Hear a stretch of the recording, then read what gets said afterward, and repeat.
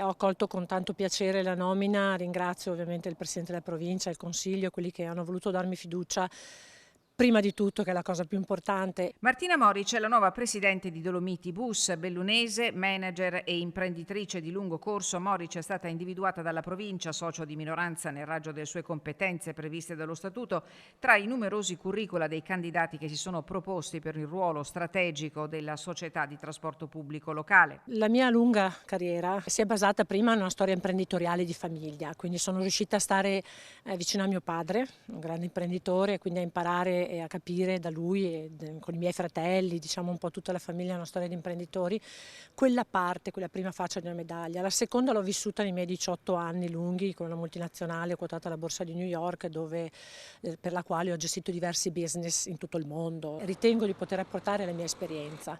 Mi piace mettere a disposizione degli altri l'esperienza che ho maturato in tanti decenni di lavoro proprio in organizzazione e riorganizzazione aziendale, che è stato, diciamo, il forte del mio lavoro.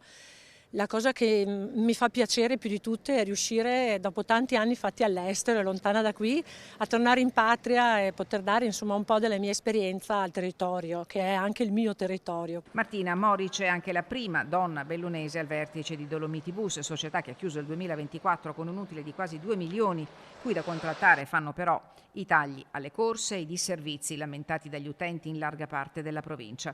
Mi metterò umilmente a disposizione del gruppo e della squadra che già c'è, afferma la neopresidente. C'è bisogno di un po' di organizzazione, tra l'altro siamo in vista anche delle Olimpiadi, per cui comunque ci sono anche degli eventi importanti che ci aspettano. La provincia è molto vasta, ci sono zone poco abitate, i cittadini hanno sicuramente necessità di essere serviti come gli altri, questo mi sembra di capire, ripeto dalle voci, che questa sia la richiesta principale. Vedremo quando avrò avuto il tempo di sedermi con la squadra e capire di soddisfare le esigenze. Con Martina Moric nel CDA di Dolomiti Bus la provincia ha nominato anche Valentino Frescura, esperienza pluridecennale nel settore dell'occhialeria e componente del primo direttivo di Fratelli d'Italia targato Silvia Callegaro, e riconfermato nel ruolo di presidente del collegio sindacale Federica Monti.